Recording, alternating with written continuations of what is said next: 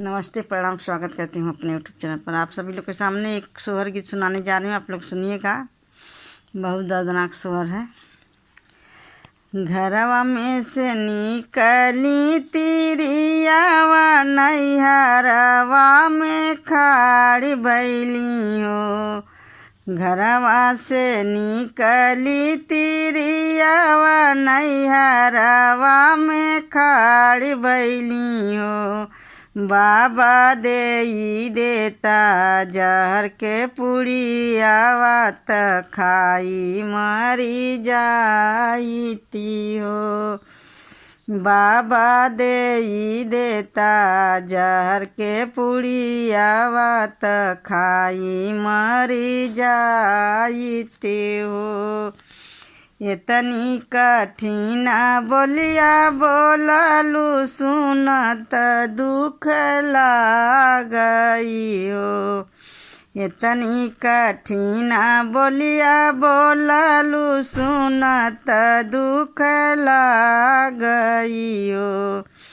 बेटी कवन संकट तुहरे जियरा, मऊत हमसे मांगऊ। बेटी कवन संकट तुहरे जियरा, मऊत हमसे मांगऊ। सासु मोरी देवेली गारी, ननद बोलिया बोलइयो। सासु मोरी देवेली गारी, ननद बोलिया बोलइयो। बाबा जे कर मैं बारी बियहलऊ, घर से निकाले लाऊ हो, घर से निकालाई हो। बाबा जे कर मैं बारी बियहुती हो, घर से निकालू हो, घर से निकालाई हो। तुहरी बचन सुनी हमारे नयन सुधर कई हो। तुहरी बचन सुनी हमारे नयन सुधर कई हो। बोला कवन करनवा के मारे, त घर से निकालाई, घर से निकालाई हो।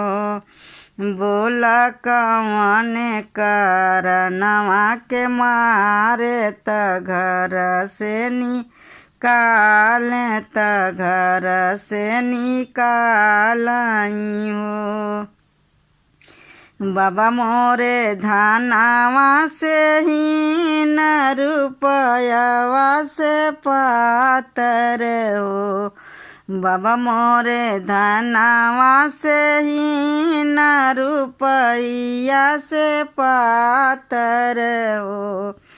बाबा कई दिहला, बाबा दे ना पाए दान दहेजवा, बियाह मोरा कई दिहला ओ। बाबा दे ना पाए दान दहेजवा, बियाह मोरा कई दिहला ओ। दे दे तू हमारो संदेशवा, ससुरवा में जाई, ससुरवा में जाई के हो।